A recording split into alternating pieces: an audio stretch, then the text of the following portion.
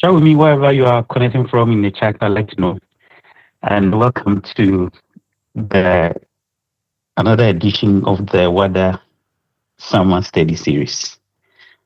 I'd like to warmly welcome each and every one of you for joining us today.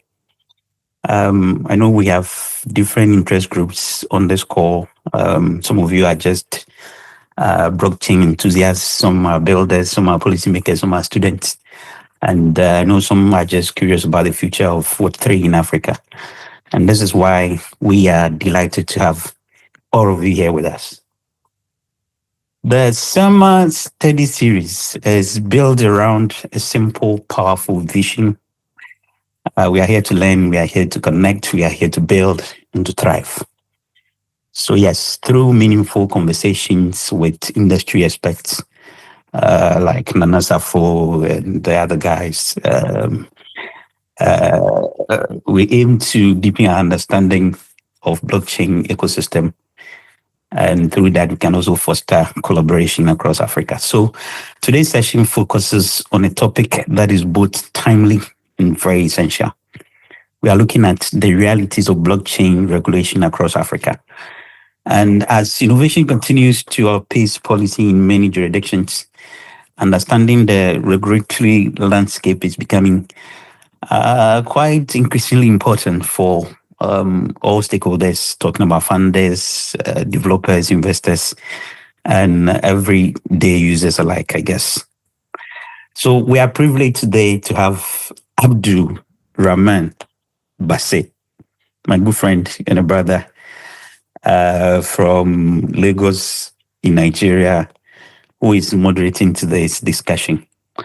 He has some excellent knowledge and experience in blockchain, and I'm very confident we are going to have an insightful and engaging conversation, one that explores both opportunities and challenges of blockchain regulation in the continent. So we'll come to that later on, but as we do all the time on the show, I would like to remind ourselves why we gather here every evening on the Wada Forum.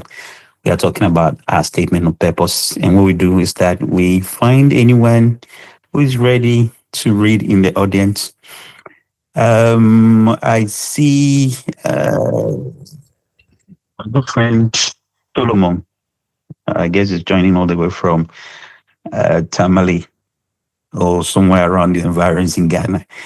Solomon, are you able to do us the honors by reading our statement of purpose in English? And then once you are done, my good friend Olivier is also on the call. He will do us the honors in French. Solomon, can you meet and tell us why we gather here?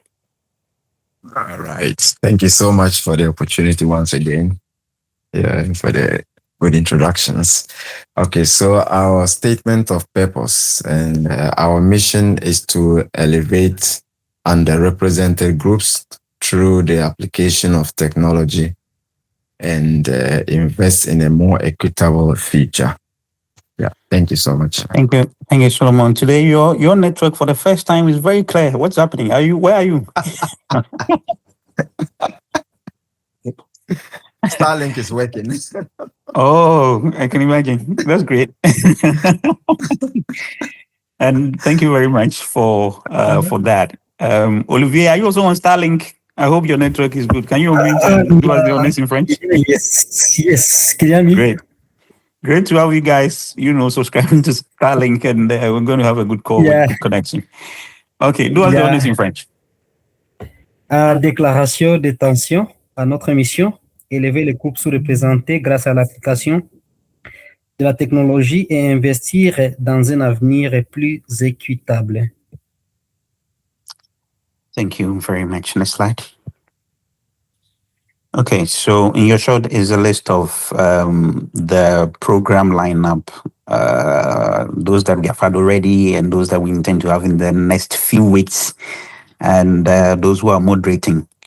At the end of the show, we are going to find someone in the audience to do us the honors by hosting or moderating the show next week.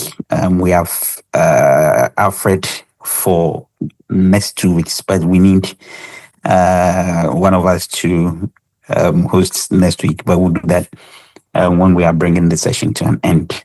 So yeah, just go through the topics and you can read about them and prepare so that we can have a meaningful discussion as and when we get there. Um, Next slide. All right. So these are just scan the QR code and read more about weather, read more about our resources, and read more about what is happening in the ecosystem, and particularly what you expect in the coming weeks as far as this weather study group or this summer series is concerned. We are very privileged to have Abdul Basit Rahman. I mean, he needs no introduction. He's been part of us week in, week out. Fine guy, contributes to whatever is going on. He's very enthusiastic about blockchain and he's doing so well all the way in Lagos, trying to, bring people and educating them and, giving relevant information as far as this ecosystem is concerned. So, yeah, Abdul, without further ado, let's dive into today's session. The floor is yours now.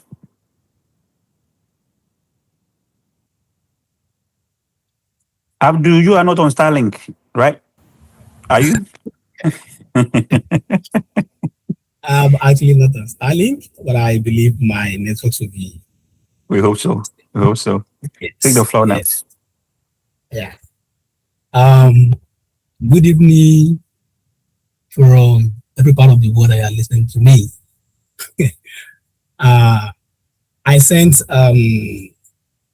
my slide in the chat. Please, I don't know if anyone can help me and share the screen. CS to be delivered.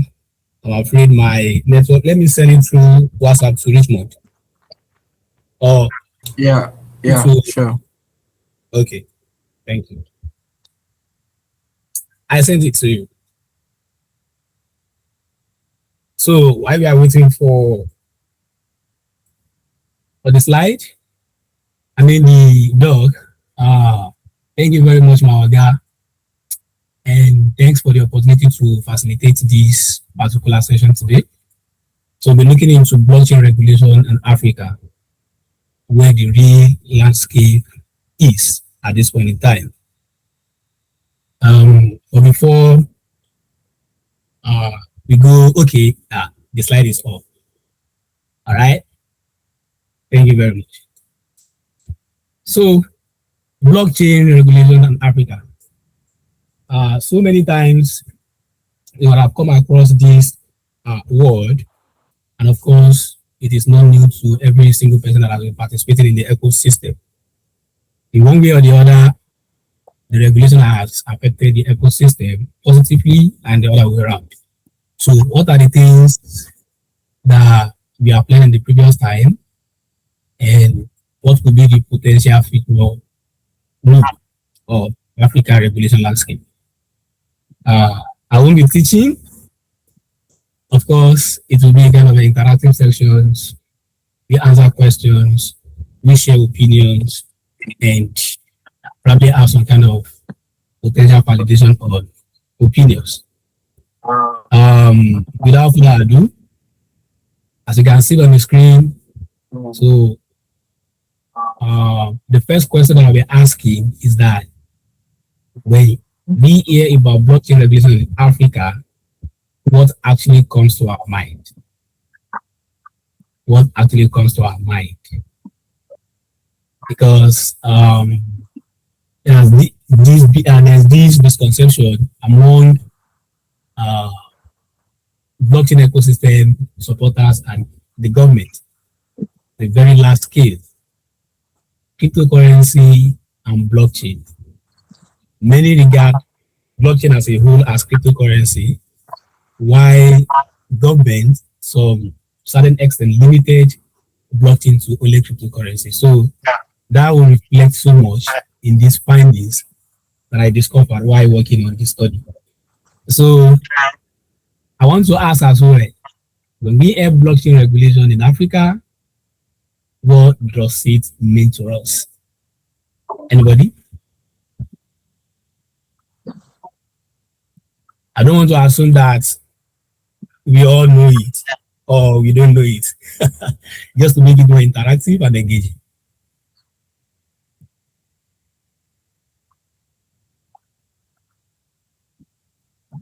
Anybody, please?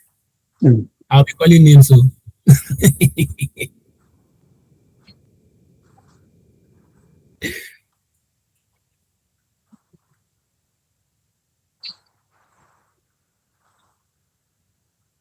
anyone? My Oga Solomon from Ghana. Do you want to say something?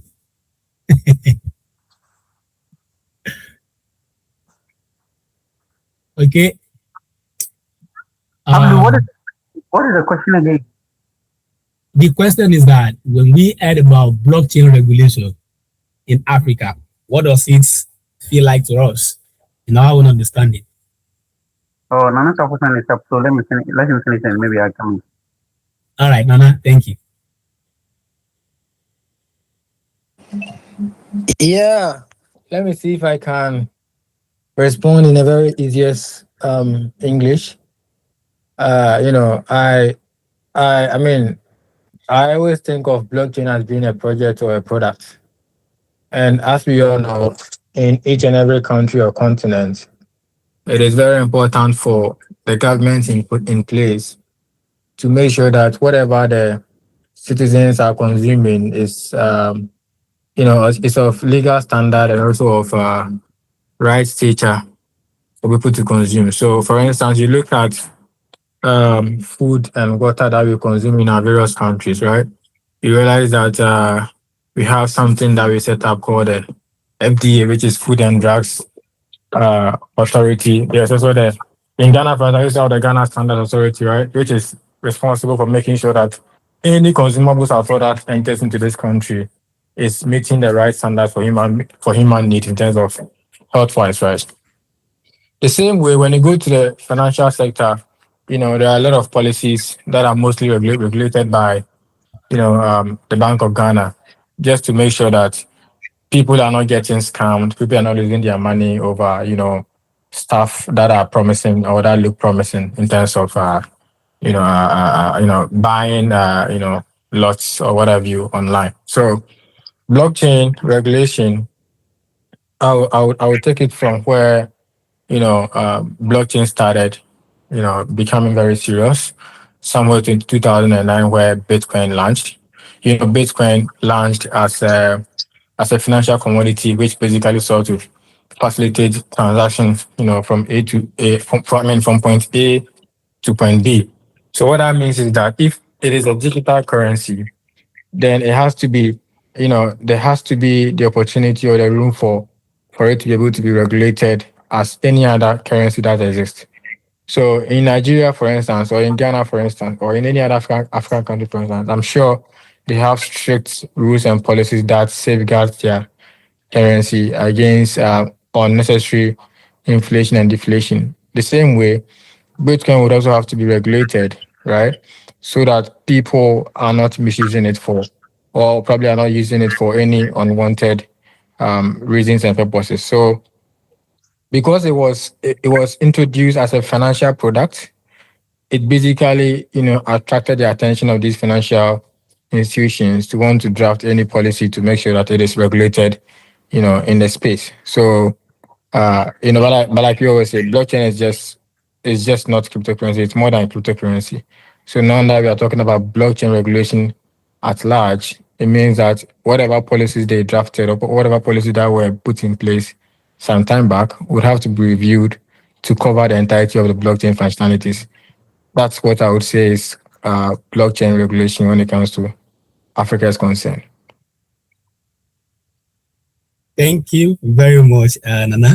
And that was really excellent. I don't want to treat what you've said, but I think my guy wants to say something as well. Yes, I definitely want to say something.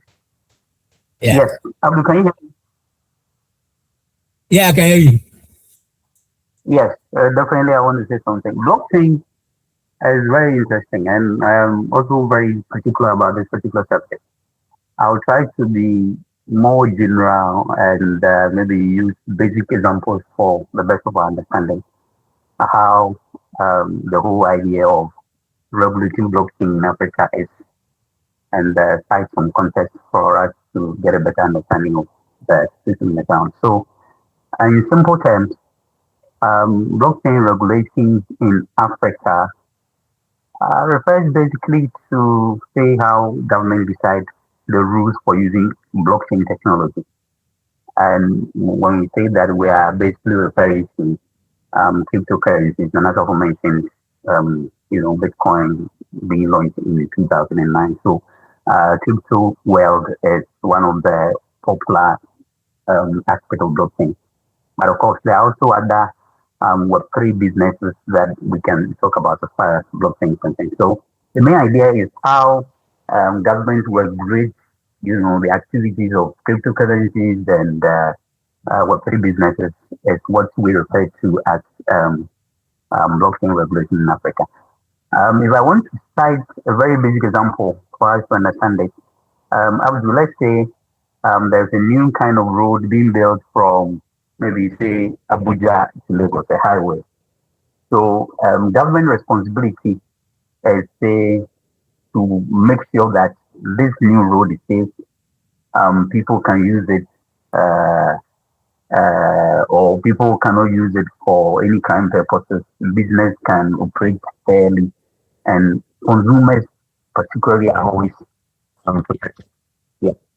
So in simple terms, again, they are the set of rules that determine who can use this particular road I'm citing, how they can be used, and what is allowed and not allowed is what is referred to as regulating the blockchain. In the context of Africa, most states believe are still figuring out these rules. Some have embraced blockchain innovation, but several others are more cautious because of the nature of it and the misconceptions that come around it. But like I said, in general terms, regulation in blockchain seeks to answer questions like how can people legally buy and sell cryptocurrencies? Can blockchain startups operate freely? Questions like how do we prevent fraud? And this is very important. The whole misconceptions about blockchain and why people do not even patronize it is because of fraud and scams and money laundering and things like that. So governments across Africa are very keen or very particular about what can be put in place to prevent fraud, scam, money laundering, and things like that. And most importantly, also, how do we protect consumers without, tampering or preventing the innovative aspects of blockchain? So yeah, these are a few other things that I want to say. I don't want to talk long because I know maybe other people also want to say something. But regulation, as far as blockchain is concerned, is very important because without it, people of course lose money to scammers. They're all over the place. Even with regulations, people are still losing money every now and then. If you have used cryptocurrency for quite a while now, if you are not a victim, perhaps you have heard of someone who's been a victim of these scams and things like that. And without also regulation, businesses may not know whether or not they are operating legally and things like that, and a few other things. So yeah, this is a little I want to say about blockchain regulation across Africa. Thank you, Abdul. Yeah, thank you so much, my Oga. That wonderful illustrations. I really love that and I appreciate it.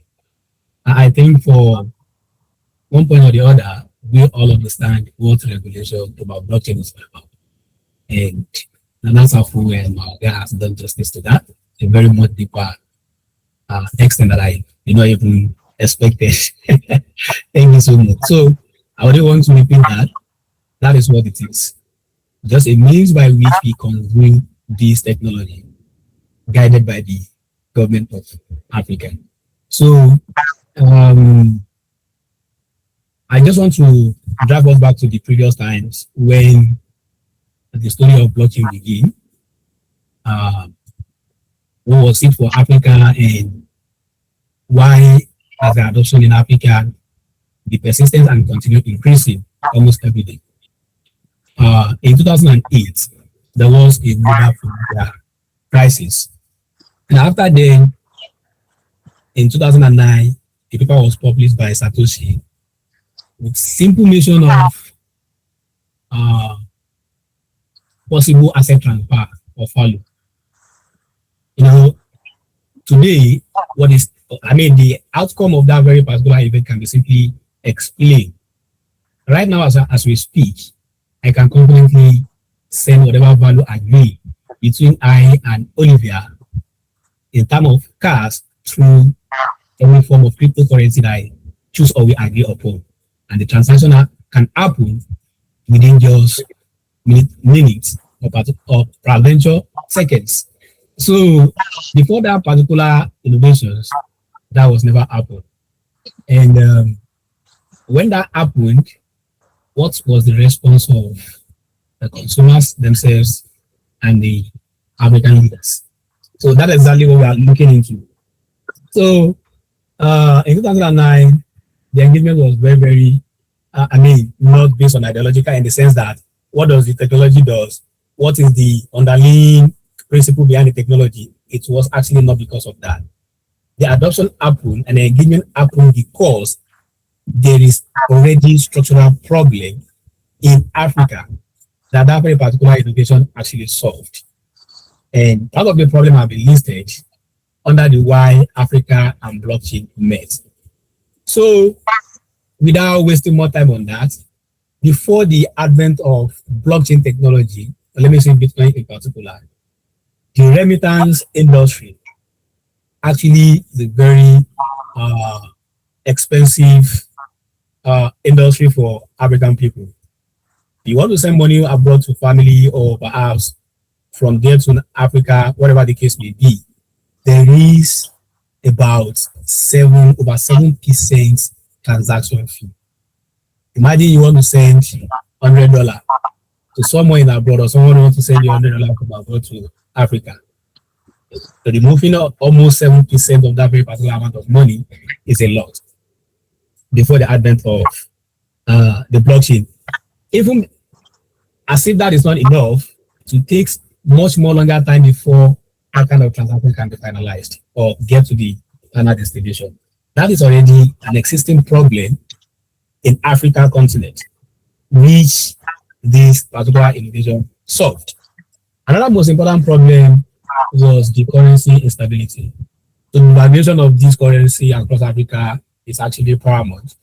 When Bitcoin comes, it met this, and the enforcement of stablecoin later actually help a lot of people to save their assets in the most trusted currency they believe can save them from these currency devaluations. Also, another most important figure that happens now is that about 57% of sub-Saharan African adults are unbanked. They didn't have accounts, no credit history, no formal assets, even though that still persists as a problem, but it is not in the same as far as when Bitcoin was not existed. The blockchain was not existed. So all of these things happen. And today, we have access to that to some extent. If you want to talk about, let me say, no accounts, no credit history of a thing, we can largely agree that blockchain has solved that for us to some extent. That, let me use this as an example. When I was working as a freelancer, I got a gift from a particular client from Malaysia. And that person was very, very skeptical about trust. That what if I have never participated or run any kind of financial international contract before? So that was so shocking. What comes to mind, to be honest, this is a real example of mine. I was forced to share my Bitcoin wallet address to the person to confirm the transaction I've actually collected, even though there was no kind of message that can identify specifically what that very transaction is meant for. But it is very safe to say that transaction has occurred from cross border to, I mean, from particular country to another country, specifically by checking the metadata. So that alone is enough for us as a reason why adoption was naturally happening in Africa. So then comes regulation orders. When as much as this is good for African continent, it also poses a lot of potential risk that cannot be left unaddressed. And for every sovereign nations, we have our regulatory bodies that mostly specifically focus on financial regulation. So government is responsible, or let me say, parastatal government are responsible to look into that. So the question I will ask in this section is, there have been many regulatory propositions by governments banning cryptocurrency, banning blockchain, and all of that. So I want to ask again from the house. Yeah, it occurs to me, and it is very, very popular opinion that bans in Africa has failed. I mean, banning cryptocurrency, banning blockchain operation in Africa has failed, and it will also eventually fail in the future. Eventually, even other thing that probably does not make the consumer satisfaction arises. Why does that happen? And why would it continue? I want to ask that question again.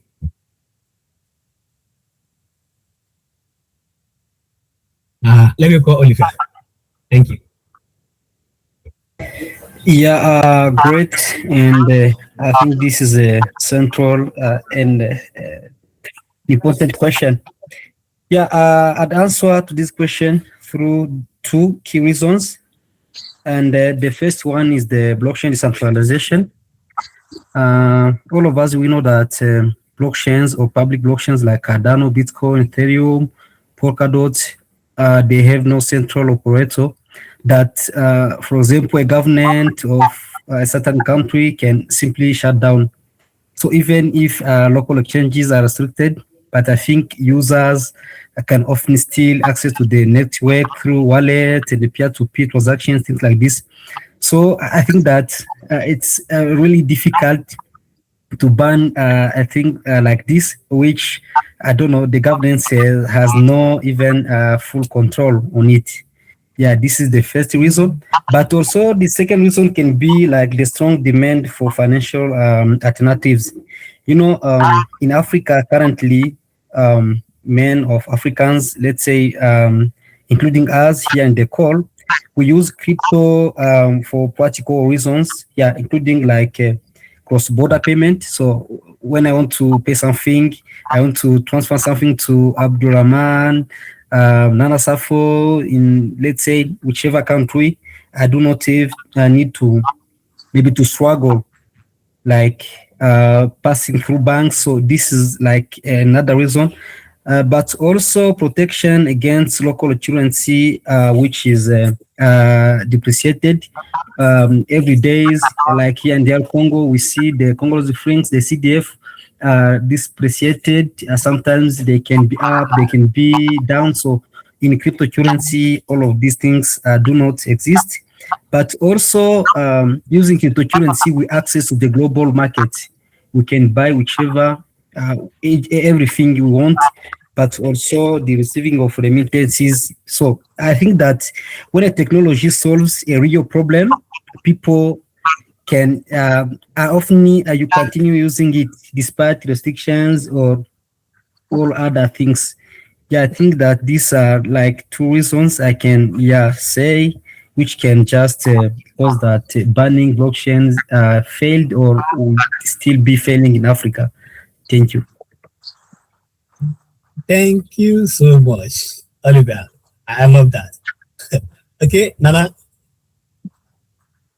Yeah. Thank you, and thanks to Olivia for bringing those two perspectives. I would touch on only one perspective, and I think that has to do with the fact that there is a serious amount of lack of understanding, and that is basically the reason why um, you know, um, blockchain regulations has thus far not necessarily worked in Africa. I do think that a point is going to come where regulation is going to work, right? Not necessarily a ban.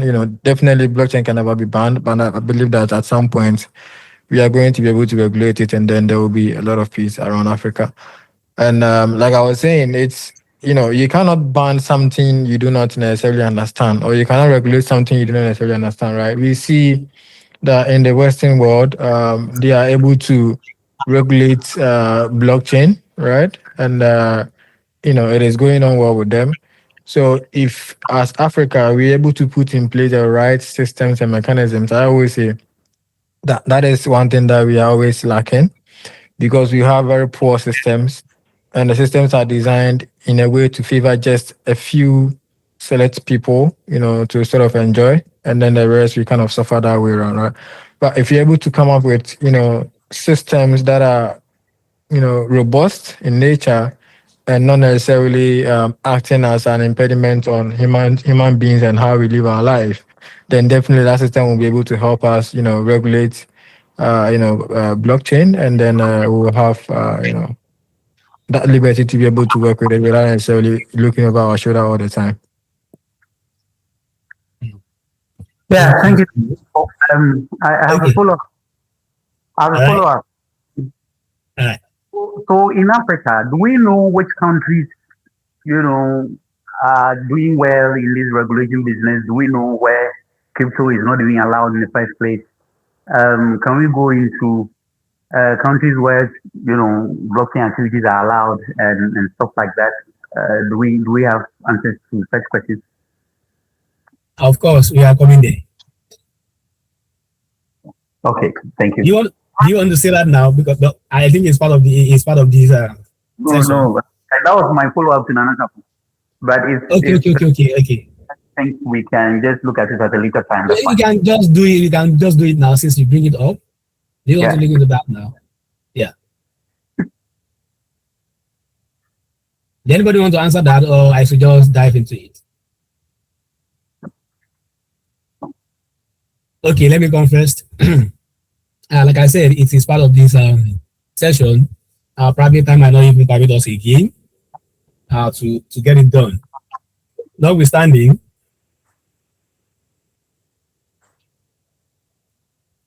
sorry, can you hear from me?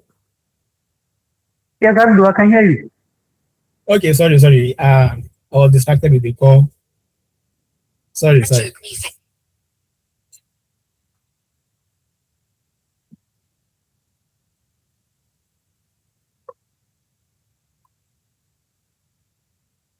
Sorry, is someone talking?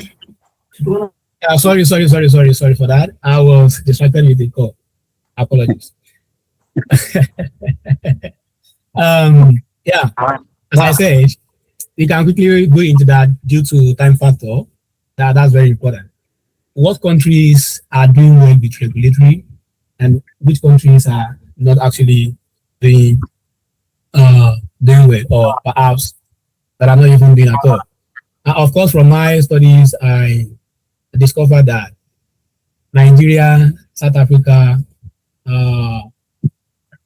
sorry, I don't know how to pronounce this country name very well, Mauritius, and yes, and at least like 12 to 8 countries are actually doing well in terms of regulatory landscape, while we have about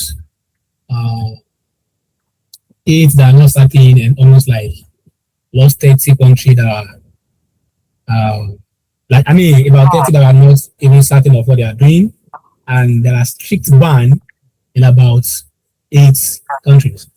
And how the ban was even effective is what I was unable to check. To be honest, in those countries, because I focus much on those countries that were actually doing well with regulatory. So, and that will make me jump into this, the early regulatory response. When blockchain actually become gaining tractions, what was the response of most African continents? What's this government like? What did they do in response to that?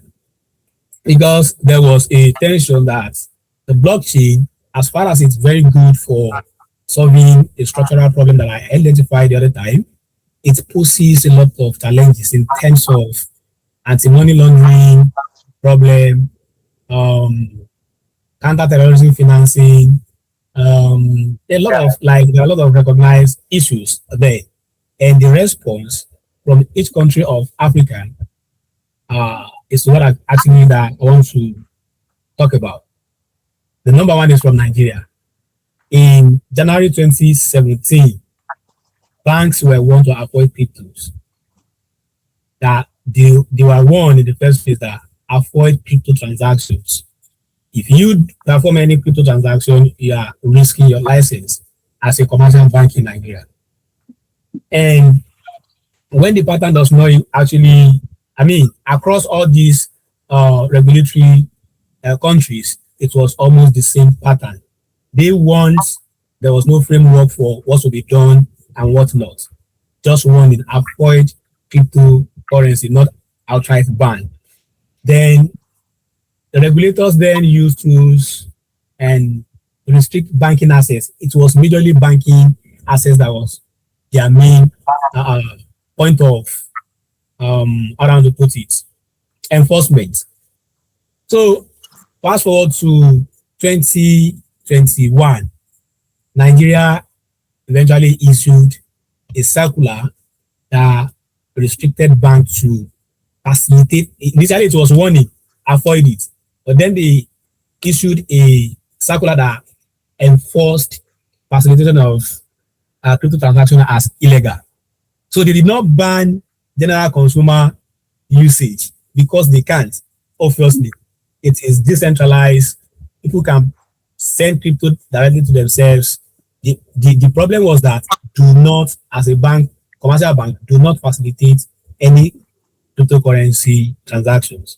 So for that reason, exchanges, majorly that were popular then, were Binance. So Binance delisted Naira from their platform. You cannot buy cryptocurrency as in Nigeria directly from Binance using your card or whatever the case may be. And bank cannot, what was the effect of such particular actions? I don't want to say much of this. Also, in South Africa as well, instead of them to ban cryptocurrency, they tried to actually regulate it, looking into some ways that might be very possible for them, which has bet a particular project right now that they are working on. I think the project name was Coca, more like a stable coin for digital bank. Stable coin for their central bank. So they do not allow it for consumer consumptions. They make it a wholesale advantage. We sell it to particular private sectors, and those sectors can now resell to consumers. So this is one of the things that is happening in favor of adoption of cryptocurrency as far as blockchain relation operation is concerned in South Africa. But in the case of Nigeria, it was actually banned not to facilitate the transaction. And in response to that very actions, they issued CBDC, central bank digital currency for Nigeria. But what was so surprising about that was that every single Nigerian rejected it with utmost detest, because we believe that for anything that has to do with government oversight, you are risking your financial, whatever the case may be. That was the belief. So we are subjecting ourselves to total control, of which the initial design of blockchain operation was not control, was not by controlling. So we are subjecting ourselves to the same problem of the 2008 that Bitcoin come to solve. So it was very obvious and clear. So instead of that, Nigerian did not even patronize them. And they, Binance, come with the idea of peer-to-peer transaction. And for that reason, the government lost traction. They lost oversight. They lost regulatory. They lost everything they can even actually look into to see what is happening in that very particular sector to decide whatever their problem is all about. So, in that regard, what they are actually trying to protect was actually lost in that very particular decision. And this was happened as a result of reactionary acts for this government. So they don't know much about it. They don't really care to know much about it. They don't know what is actually happening. They are just reacting to what is happening on the surface. So there is terrorism financing, there is fraud, there is this. And the pressure from the Western people also actually constitute to that very decisions, because South Africa has early adoption of, Nigeria and South Africa has early adoption of cryptocurrency as a very large volume. They were subjected to a grey listing from this FATF, yeah, Financial Action Task Force. They are subjected to their grey listing as a result of identified fraudulent activities through the use of Bitcoin at that point in time. So that was they reacted to that to bring about that very particular regulatory standpoint. But on the opposite direction, it worked against them. It does not stop the transactions through peer-to-peer. Now, what are they doing currently now in Nigeria that I'm aware of? Is that instead of allowing that very particular bank to sustain, they released another circular recently, I think around 2003 and 2004. They call it ISA. So that particular regulatory standpoint allow virtual asset service provider to obtain license for SEC before they can actually perform any kind of blockchain related operations. Now, what is the problem that this introduced again? As a builder in Nigeria today, or as a business in Nigeria today, if you want to do any kind of business that is related to blockchain, the moment you outline blockchain as a keyword in your company registration or whatever the case may be, you are liable to obtain license of about 500 million naira from SEC. Oh gosh. Yes, even though you are not using crypto assets, you are not using crypto assets, you are not selling cryptocurrency, just like you want to. Sorry. Excuse me.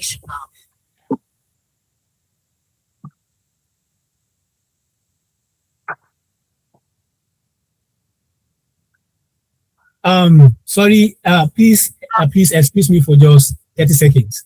And as you can have the mic and probably introduce some things for what I'm saying. I trust you. Sorry for that. And that's how you have some perspectives to this.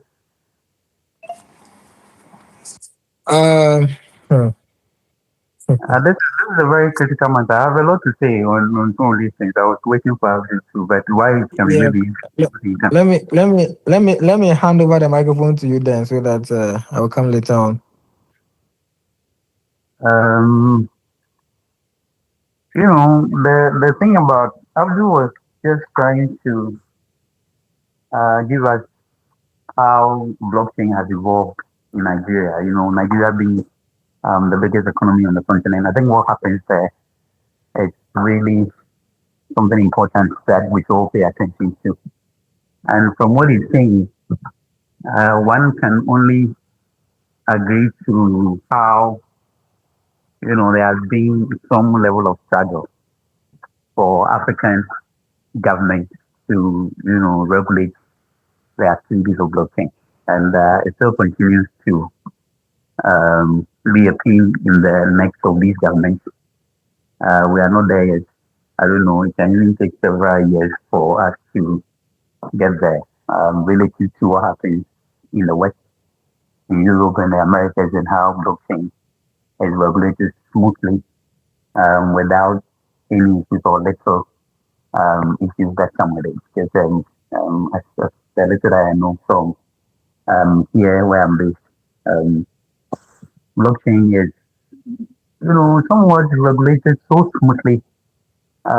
People pay taxes through, putting crypto and stuff like that, but it's not like that where we are. I don't know. Nana, have you been in Ghana? You use blockchain or you use crypto for a while?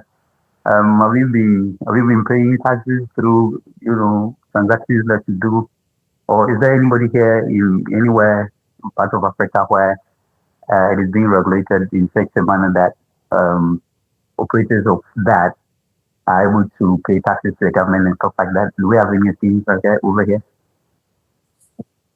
As far as I am concerned, living in Ghana here and doing crypto transactions, I don't pay any taxes. But Okay. All the money that you are getting. I don't pay any taxes on those ones because it is P2P, like Abdul was saying. Yeah. Yes. And that is the P2P is decentralized. It's just transaction between just two parties involved. And sometimes you are not even sure whether these transactions are known. It's something that we can find out some more, or if you can update me. When you do a P2P transaction, is it something that government is monitoring, or is there any mechanism that has oversight responsibility over this, or nobody actually even sees what's going on? Thank you very much. Aga. Yeah. Apologies for, Abdul, I was really following, the chronological events of how blockchain has evolved in Nigeria. And I'm very particular about Nigeria because, it's the biggest economy across the continent. So what happens there is very relevant to our discussion. So maybe you can go on and then maybe once you are done. But of all the things that you were saying, I was patiently waiting for you to talk about the situation as of current time. What is it now? It was when you started, you said the top 8 countries that government is doing well in terms of these regulations is Nigeria, South Africa, and things like that. So I want to know the situation now and just oppose it with what is happening around the world, in the Western world as well. So yeah, kindly continue. Okay. Thank you very much for that. Like I said, I actually take interest so much on Nigeria because it's my own, and of course from that thing that I shared, we can now discuss from different perspectives from our respective countries. Like I was saying, the regulatory standpoint is becoming more favorable, though becoming more expensive. And presently in Nigeria now, you can issue cryptocurrency, you can perform cryptocurrency as a transactions and all. It is legally valid, and bank can process. Yes. Okay, great. It's now legally valid, so bank can now process cryptocurrency transactions. But the peer-to-peer that has been largely adopted has made adoption of that to be very, very more low. I mean, people are not going through that very route any longer. I mean, the consumer are not really more interested in using their banks to buy cryptocurrency or whatever the case may be. Not because of things, because of the recent another regulation around virtual assets on taxes. Yeah. That really caught my attention from what you from the question that you asked. Recently, the Nigerian government has issued another policy on taxing virtual assets, where cryptocurrency has been recognized by SEC as a security asset. So, unfortunately, whether through peer-to-peer or directly trading on the exchange platform, Nigeria now, individual Nigerians are now liable to pay tax on whatever earnings they make through cryptocurrency, however it is. So, how that will be tracked has not yet been materially confirmed, but what has been the basic understanding of how they are planning to tax individual from that standing point was that they are enforcing the exchange platform to tax transactions on their platform. So aside from that, individual as well has to fill personal task form and you report all things that you earn, your income, expenses, gifts, and all. You individually report every single year. So whether you do it through peer-to-peer, as far as money is coming into your bank accounts, you are expected to file your return every year. So they don't want to know where the money is even coming from, whether through cryptocurrency or whatever the case may be. So you must pay tax for whatever income that you earn. So that's another way Nigeria is looking into that area of tasking cryptocurrency, whether through peer-to-peer or whatever the case may be. For other countries, I also want to listen to know Something how else. it's there. Okay. Sorry, I want Yes. to understand something. So in Nigeria, as we do peer to peer, the transaction still has to pass to the bank. In Ghana, we have this mobile money service where people receive monies on their phones. I think when we were in Kenya too, this M-Pesa thing that which was very popular in money transactions and things like that. I think it's easier for this peer-to-peer to leverage on these platforms. Do you have something like that in Nigeria, or even the peer-to-peer has to go through the bank before receives it, or the transaction can be done? How is it done in Nigeria? Yeah, peer-to-peer has to go through the bank here in Nigeria. It is not a must. It is the option that we have. Let me say that. It is the option that we have. Are there other options apart from the bank? Of course, there are other options apart from the bank, but the majorly used is bank. The mobile money that you mentioned is an option for us, but I think not much in Nigeria are using mobile banking. So we prefer direct bank transactions. So another thing that I want to mention on that is that Nigerian government are very, very smart in their ways of taxing individuals. All these mobile banking, they are to operate in Nigeria, they will enforce them to actually charge the tax on every transaction that is coming on their platform. So this is new development. It does not happen. It was not happening in the previous time. So almost every sectors, almost every businesses now in Nigeria are being enforced to task Nigeria of whatever transaction that is coming through there. So either the company now tax us directly or they pay for that very tax. It's now left to them to decide. So whichever way that you want to go, whatever transaction you perform, you pay tax for it. Are the taxes reflected in the charges that you pay, or there's actually stated like you are paying this X or Y amount of money for tax? I think it's a kind of, if it is not charged by platform, I mean, it's actual asset service provider, if it's not taxed by them, if it is that they want to task you directly from your income, it is, the framework was a kind of annual tax return. It is not per transaction. It is annually. You file, you report your incomes, and there is a certain particular I don't want to put it, a particular amount that you can earn as an individual before you can be taxed. I think it starts from 800,000. If you earn 800,000 naira as your income, I mean, the benefit to you, that is only when you are expected to pay a tax of, I think about around 7%, 7% of that. So in Nigeria, actually, sorry, 800,000 naira. You say, right? yes, 800,000 naira. That is what is it equivalent in USD? That would be around, let me say, $500 or $550. Oh, okay. Yes, as an individual. So Okay. those are the ways by which cryptocurrency are being targeted to be taxed from Nigeria. So I want to listen to other countries, but has it been for you guys? Yes, Nana Tapo is doing crypto in Ghana, so I think Nana, how is Okay.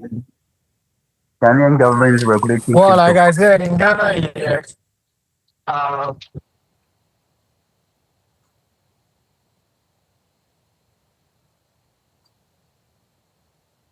there's no, are being taxed. So, for instance, like you said, we use something we call the mobile money, right? Which allows you to, buy and store without even your bank. So, Yeah. that way you're able to get the funds on your and for each transaction you come in, you have to pay, Your some line tax. is It is not much. Yeah, it is not much, but it's a tax that we pay. your line is tripping. I'm not hearing you clearly. I don't know if it's just me or everybody. Guys, can you hear him? It's actually Can you hear me everybody. now? Yeah, Can you hear me yeah, now? Yeah, yeah, now clearly. it's better. All right. Please go. So sorry about that. So I was saying that in Ghana here, we do not necessarily have a taxing system for cryptocurrency related activities, but then we have a taxing system for mobile money transactions. So if you are transacting mobile money from your mobile wallet to another person's mobile wallet, there is a transaction fee that you would have to pay, and that transaction fee it cuts across. It doesn't know whether this transaction is crypto related or not, right? So that is that general taxing system. But now, a new taxing policy that they were trying to introduce, which of course is facing serious, pullbacks from, the citizens, especially those in the tech area, is a policy that was going to, introduce, a license that tech people would have to acquire, and I think for the license alone, they are going to be required to pay about 4,500 CDs to get that, and 4,500 CDs would be around $400 roughly. So they're going to be required to get that license, and then every month they would have to renew. I think every month or every 6 months or so, they would have to renew for at a fee as well, right? And that is something that the tech guys really, really had to push back on because they felt like it is an extreme measure that is really going to affect, their financial performances because the fact that they are working in tech doesn't necessarily mean that they are earning that much to be able to acquire this license at such rate and also be able to renew it every 6 months for, a fraction, right?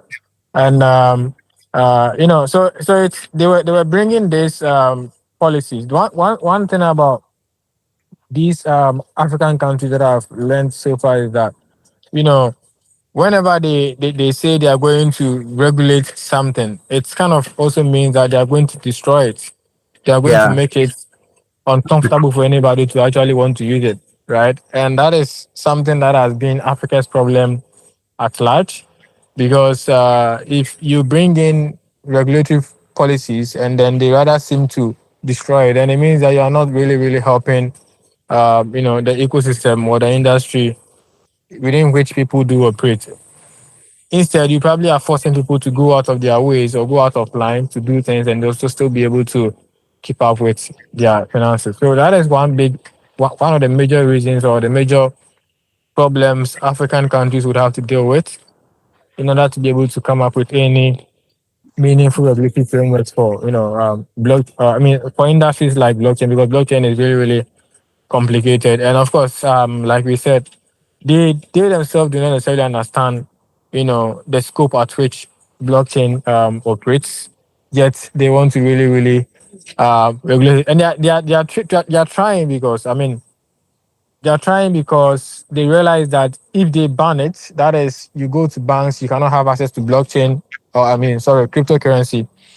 People still have the opportunity to use, P2P, which is peer to peer, to get access to cryptocurrencies. So it means that if you ban it with your banks, then you are not really doing anything because people are still going to have access to it. So, instead of banning, then okay, let's try and regulate something. But then, in terms of trying to regulate something, is where they also get it wrong because they come up with policies that seems to, you know, um, destroy everything than rather create a platform or infrastructure where people are able to willingly interact and also be able to contribute to whichever countries GDP. So I would say in Ghana we don't have a strict taxing system, but then if it is digital currency, no matter what, there's a percentage you have to pay to the government, and that is something that is still in place. I think currently, if you are doing something around 2,000 cities plus, you pay about 20 cities, for the transaction, and like that. Okay, so as much as I understand, these cannot explicitly be described as access, but these are everyday charges that we go through in terms of doing transactions on mobile money, and Exactly. and this is across board. It's not just receiving money from P2P. I mean, it's just everyday transactions that you do, and these taxes apply. So I think the government gets its taxes from the business activities overall from these entities, these telcos, if I can say. Yes. But Abdul, I think we are looking at the regulation in just one aspect, regards taxing and things like that, something which benefits the government. But how is it like in Nigeria or anywhere else? Anybody can just feel free and tell me. How is it like in terms of how consumers are also being protected? What is the situation as far as fraud is concerned? I know Nigeria may have big issues around these. Do people feel safe or comfortable doing transactions on crypto? And yeah, what is the situation now? And what is government Um, doing to curb some of these scammers and their activities, which is all over the place in America? yeah. Today, one of the major, even though we might want to disagree, the government that they always want to regulate and be in control, it is always also prominent to understand that they have a responsibility as well to undertake from the pressure of the United Nations and all other foreign country partnerships and all. So, and a typical example that I mentioned was uh, this body that I mentioned the other time that actually deal with the anti-money laundering transactions. So they check that terrorism financing, how are each country are fighting that? How are they putting in place structural framework that fight that? So all of these also bounce back to the African leaders. So what I discovered from that point was that they are just being consumed with pressures of these Western people. Now, to answer that very question directly, people of Nigeria as consumers now are free to trade cryptocurrency.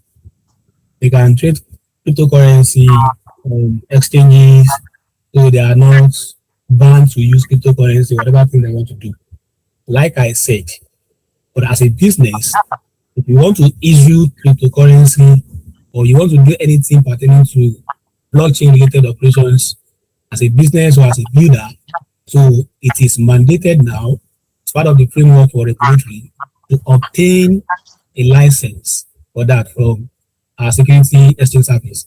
So that alone enough to actually, let me say, kill innovation, to be honest. Because somebody that wants to, like when I want to talk about regulation most of times, I don't want to even to limit it to the cryptocurrency. And that is one thing that every single individual has always been doing, even the government themselves. All these regulatory or regulations that they want to do mostly lies around finance, I mean, cryptocurrency. And there are other use cases for blockchains. So what if I'm not using cryptocurrency? I'm not doing anything pertaining to cryptocurrency. I just want to build a dApps on the blockchain that deal with land registry. I'm not issuing that very particular cryptocurrency. Like maybe I'll have my own token and all. So what should that be for me? Why should that kind of business also require to obtain the license that will allow me to issue cryptocurrency, which I would never or probably do not want to actually have. So the gap there was that the government themselves, they lack knowledge about this. I mean, this ecosystem. And the beautiful thing is that they are now open to learning. So one critical point that was made by there is this guy that I related with. I don't know, I forget people's name. So I think when we are hosting the sandbox hackathon, the man was working in the policy segment as being a president for CBAN Nigeria, a kind of a blockchain institutions. So the man said that government have been willing to learn, understand how our ecosystem works. But the problem is that no business, no individuals, no blockchain institutions are ready to facilitate all of these kind of programs. And it is we that we really need them to let them understand and have that very regulation correct. So they did not care if they ban it or they don't want it to work. It is we that we need it, and we must put our own effort as well. Let them understand how the blockchain works, how the ecosystem works, what should be done and what not. So the fact that they are limited in knowledge about it, they can just pronounce anything as regulations. But our reactions, our responses to our feedback to that, will allow them to address or redress that kind of propositions. So for Nigeria, we are very good.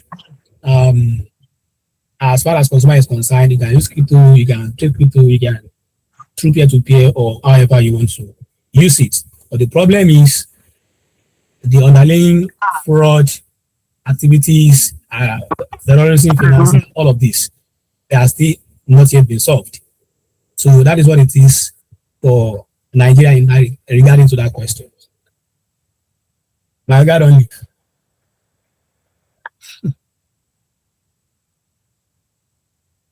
So while we're waiting for Sam to come back, and we have more limited time, like I said, the area that I'm really interested in is what does it look like for other use cases of blockchain technology and not only the cryptocurrency. So there have been frameworks to some extent on how to regulate this.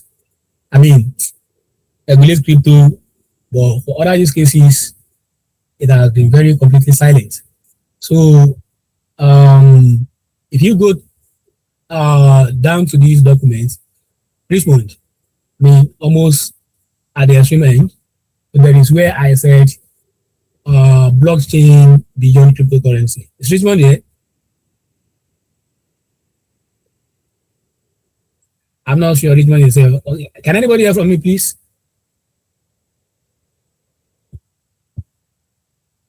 Okay, I think Richmond is not here. Let me open the document from another tab here.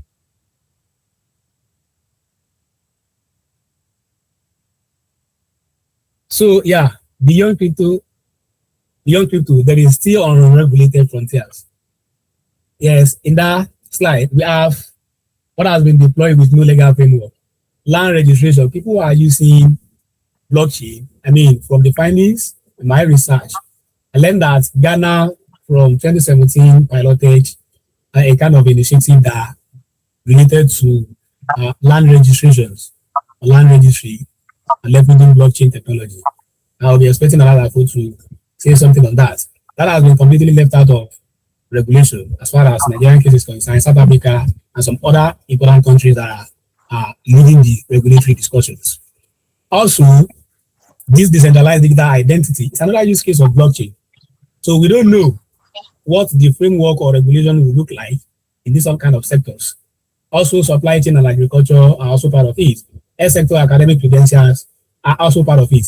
Mostly the smart contracts itself as one use case of blockchain technology. Nobody is discussing anything as far as regulation is concerned. If a smart contract fails on a business, what does legal tendency look like? Okay, who should be responsible for the failure?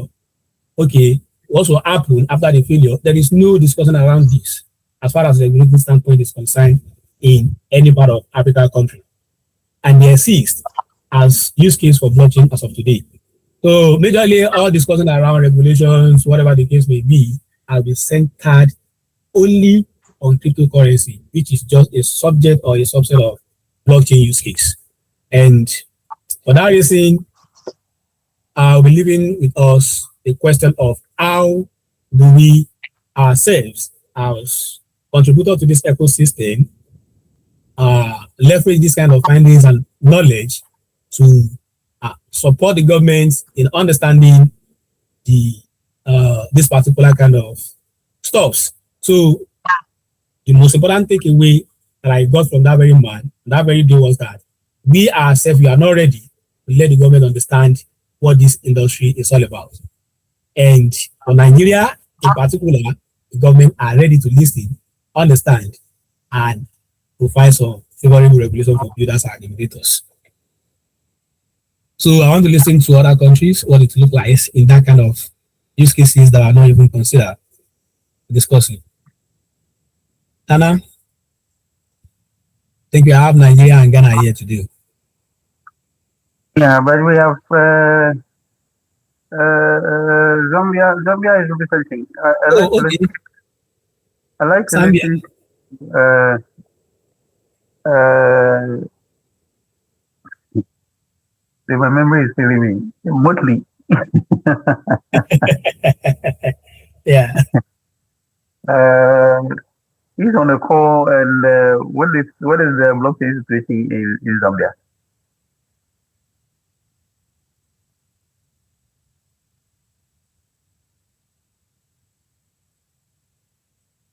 I don't think Motley is here. No, he was trying to mute, but we are still not hearing him. If you are talking, you're on mute.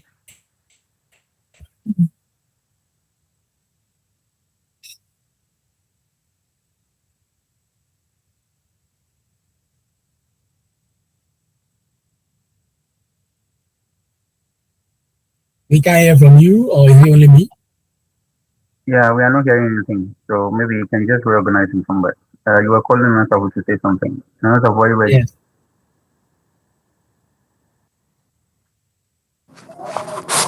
Um, yeah, I mean, I can say something about the land registry stuff in Ghana here. It was that particular project was really politically motivated. So once that government left power, it didn't work anymore. They couldn't continue. And personally, I was also involved in a land registry project that we were looking to build something on Cardano for the country. And we also had some blockers, of course, which was politically induced. And we couldn't achieve what we set out to achieve. So it's basically the fact that if you're able to successfully build such a system, then it means that some people are going to lose their jobs, or some people are going to lose some monies that they get from the loopholes, right? Because the loopholes would now be closed due to blockchain's nature, right?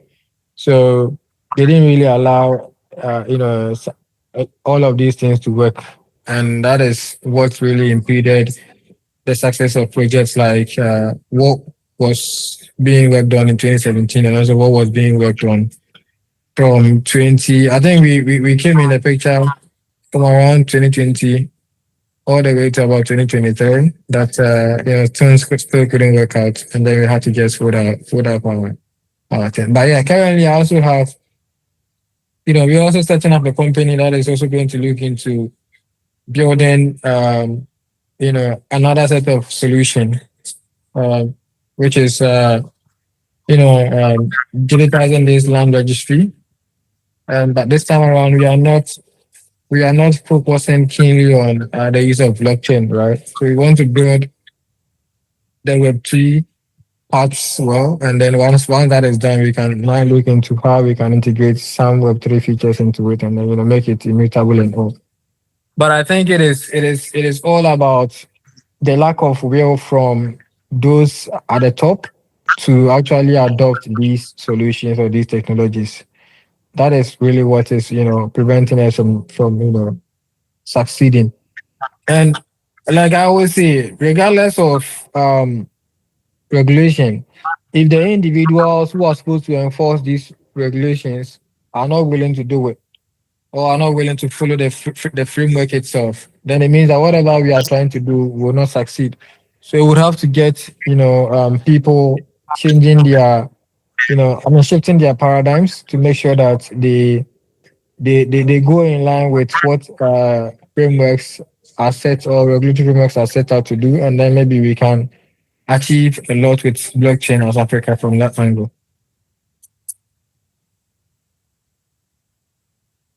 Yeah, thank you so much, Nana, for that. Really interesting. Okay, Marga, you are saying something the other time. No, Abdul, it's really interesting. Time is not really on our side. Did we decide to take these discussions for 2 hours or just 1 hour? What did we agree the last One time, Nana? half. Think one half. Say it again. I think we agreed on One one and half. a half. One and a half, yeah. So Yes. I think we have just 3 minutes to let's break the session time. It's 8:27 now. So I don't know, Abdul, maybe you might be wrapping up in terms of your final points, or if anybody has Right. anything, they can go on So, and then. any question? No, for me, from my end, we can go on and on and on with this. Yeah. Topics are not topics that you can just get satisfied with everything you just want to have out. So, but it's been a good discussion. Lots of insights, especially what's happening inside Nigeria, which I always think is very critical because lots of people are there, and once the blockchain activity in Nigeria thrives, then it can transcend into other smaller countries like Ghana and things. And at the end of the day, it's a win-win situation for the continent of Africa. Um, it's good now. I think in general, governments are doing well. Maybe in my concluding remarks, I made some points. I will just say a few things, but let me allow some people to have their final words, and then maybe we can bring to the session starting. And as if you have anything to say, and then Abdul will wrap up, and I'll go around the table. If anybody wants to say something, to say, and then we can bring today's discussion to an end. Thanks. Well, I think Africa currently, slow but sure, we are progressing in terms of trying to regulate the blockchain space. I think right now, those who are in charge of drafting these frameworks have learned quite a lot, and they are now, if you look at the draft that are coming up now, it seems to be reflecting exactly what those of us in the industry have been calling for. So it's like we are on course, and like I said earlier, I think very probably sooner or later we are going to have blockchain fully regulated, and then maybe we can also have it as an enjoyable, consumable product, as other parts of the world are actually enjoying. So if you are here and you are in the regulatory space, I just want to encourage you guys to keep on looking at our interests, and then making sure that whatever policies you bring up front suits what we are all striving to achieve in Yeah, the industry, because it is also another gateway of economic activity. yeah, yeah, definitely. Thank you very much. Abdul, you are the host. Yeah. thank, On thank you all very that. much. Yeah, thank you very much. And I appreciate the session. I think Anna said what I would have said at the concluding part from me rather. We should be encouraged to please involved in discussions around or reforming these regulatory frameworks, because we live in the ecosystem, we know what we want, so our feedback will mostly influence whatever decision they want to make. So, of course, it is not as if it is of their will to allow cryptocurrency to exist, but they don't have that very absolute power to overrule it completely, because no matter how they want to do it, like I said in the entry, they failed and they will continue to fail due to the nature of the blockchain itself. So they might possibly completely regulate it, like Nana said, or blockchain will still forever be partially regulated on the long run. So thank you very much for listening. Thank you for coming, and looking forward to the next one. Thank you. Yeah, thank you very much, Abdul. Thank you very much. Words cannot express how we are grateful to you for choosing to moderate this part of the discussion or tonight's edition of the summer series. Thank you very much. Roundtable, I see Alfred, Solomon, all of you guys, you have something to say quickly, and then we can bring the session to a close. Alfred, you want to say something?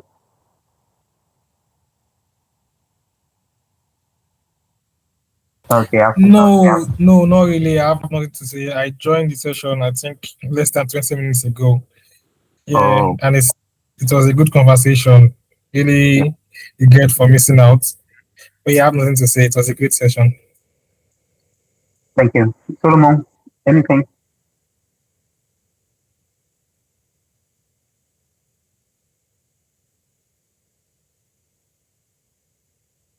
Oops. Oh, okay. Not for. Thank you. Okay, Solomon, thank you. But I want to still put you on. We need a host for or a moderator for next week. Alfred is up for in a fortnight. I kindly request that you, or I put it to you, however you want it, that you host this edition uh, of next week's forum. Up for it? Next next week, next week, next week, next week, next week, next week, Thursday. Next week, Thursday, 23rd, But 24th. are you checking your calendar? Yeah. Thursday. I think from next week and next week, our students are going to be doing NMC practicals. Oh, oh, It's so going to be a bit engaged. Maybe on in August. okay. That's when you can be available. Yeah. Just on the call, I'm not sure we have anybody here who can, be up for the challenge, but we'll be continuing the conversation in the chat and the course of the week to actually find whoever is ready to host next week's forum. Once we're all done with whatever we want to say in terms of our final bits to this discussion, I'd like to thank the moderator, Abdul Basit. Thank you once again. And I also want to thank everyone. Sorry.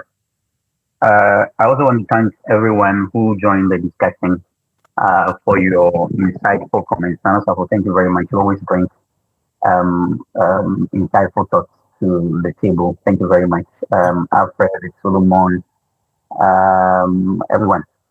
Thank you very much. For me, one takeaway throughout the discussion, which I was jotting down a few things, is that this whole blockchain regulation is not really about just choosing innovation and regulation. You know, it is about finding the right balance, and that is what governments in Africa are really grappling with. They have a difficult task to protect consumers, prevent financial crime, and maintain stability. And while they are doing that, they are also expected to create a conducive environment where this particular innovative idea of blockchain activities can flourish. So, from the discussion and all the concerns that were raised, all the points that were raised, I think these practical steps stand out. Governments should develop somewhat clear and consistent regulatory frameworks instead of these blanket restrictions. Abdul was talking about, or Nanasa was talking about how um, these governments, the more they try to regulate them, the more they try to bring some unexplained restrictions, and then they collapse everything. So these regulatory frameworks should be very clear, and like I said, not just any blanket restrictions. They should also foster serious collaboration between the stakeholders. We are talking about regulators, industry players, and even the academia, in such a manner that policies that come out of these things may be informed by those who originally built the technology. These things will create enabling platform for people to uh, operate in the blockchain sector without any troubles. And government should also invest in capacity building. I think one of the problems that we have in Africa is lack of education. There are a whole lot of misconceptions about blockchain. People have a whole lot of ideas whenever it comes as a subject matter. So capacity building for policymakers and regulators to better understand blockchain and the whole Web3 businesses is something that governments must prioritize. Uh, what do I say? Yes, Africa has a unique responsibility or opportunity to take the regulatory approach that reflects its own reality in our places. If governments, innovators, and communities continue to engage in open dialogue, the continent can become a global leader in responsible blockchain adoption. And there, again, thank you all for being part of this particular session. And my hope is that this discussion has given you new perspectives and also inspired you to continue learning, connecting, building, and thriving as shaping our vision for this particular program. We look forward to seeing you next week for the next session. Have a wonderful evening, wherever you may be. Thank you very much. See you on the other All side. right. Thank you. Bye bye. Bye.